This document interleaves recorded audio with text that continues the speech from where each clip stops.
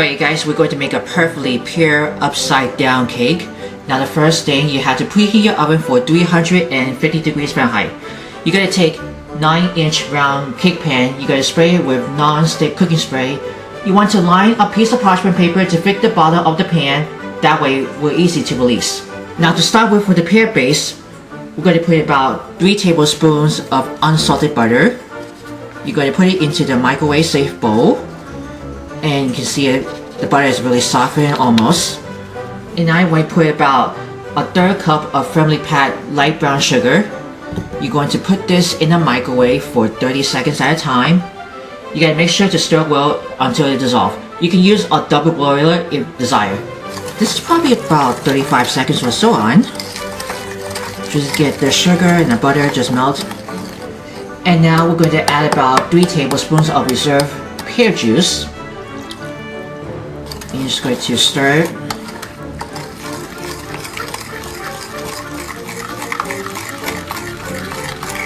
And we're going to pour it into a prepared pan. And just going to pour this butter and sugar melt with the juice into the prepared pan, and you're going to spread it over. And we're going to arrange about a can Pear Slices. Probably about 2 or 3 or so. I'm going to see how that goes with. It has been already drained. While I reserve into the sieve. So let me see how much pear that I'm going to be arranged.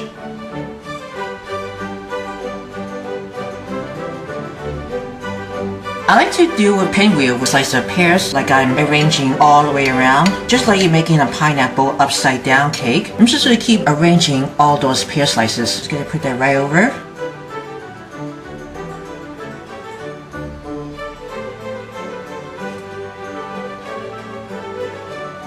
We got everything arranged for the pinwheels to all arrange around for the slices of pears. We're going to set this aside and we'll make a batter. Now for the cake, let's go for the wet ingredients. I'm going to put 5 tablespoons of remaining unsalted butter. I soften up for room temperature, or you can also melt it. I'm going to put 3/4 cup of granulated sugar. Let me just cream this until you get nice and fluff together.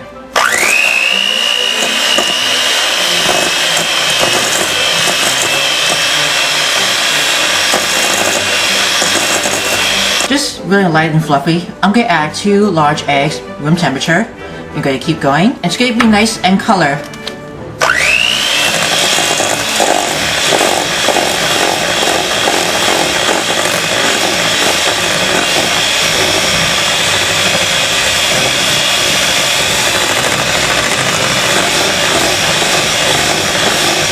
I just scrape down the sides of the bowl occasionally.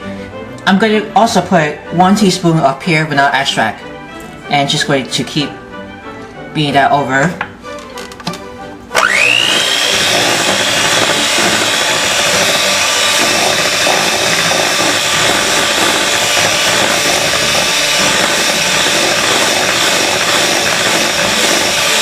Oh, and don't forget, 3/4 cup plus 2 tablespoons of remaining pear juice.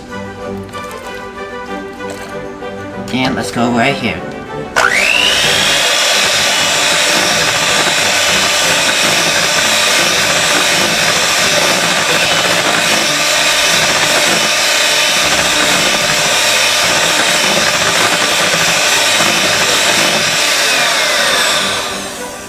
Just got the wet ingredients all arranged around. We're going to set this momentarily. We're going to prepare for the dry ingredients. Now for the dry ingredients, into a separate bowl I have 1.5 cups of all-purpose flour. I'm also going to put 3 tablespoons of cornstarch, 1 teaspoon of baking powder. Now I have these only 4 spices and only 1 of the salt. I have 1 tablespoon of ground cinnamon, half teaspoon of ground nutmeg, half teaspoons of ground cloves, 2 teaspoons of ground ginger, and 4 teaspoons of kosher salt. Let's put this into that. I'm just going to stir this around with a wire whisk.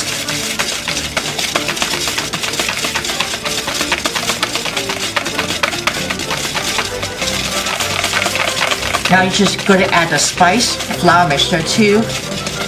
the pear wet ingredients until you get a nice, really smooth batter. So let's come around here, spices over.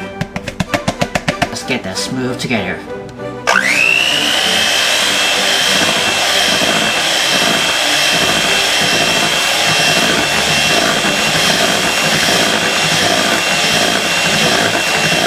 This is coming along together.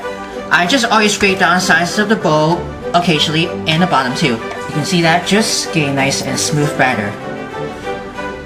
We're going to pour this right into a prepared pan. It has been already arranged with the pinwheel of the pear slices.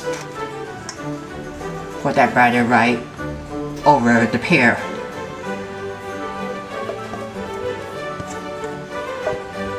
And spread it around to cover with the pear. Just want to be careful. Alright, you just spread it over. We're going to pop this in the oven. Has been already preheated for 350 degrees Fahrenheit. You're going to bake this for 35 to 40 minutes until it's nice and golden brown on top. I'll come back and I'll show you what it looks.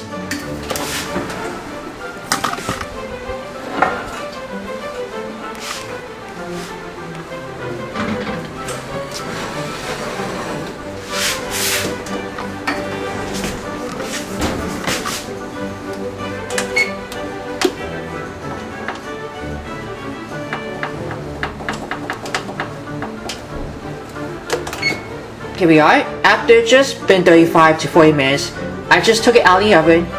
I put it on a wire rack, allowed to cool for 1 hour. I can use the toothpick to see, insert it into the center of the cake to check with, and it comes out clean. I'll cool this for 1 hour before I'm going to flip it. After it's cooling for 1 hour on the rack, I just run it out with the butter knife. Make sure it's going to be easy to release. Get that for a tricky heavy one. We're just going to flip it over.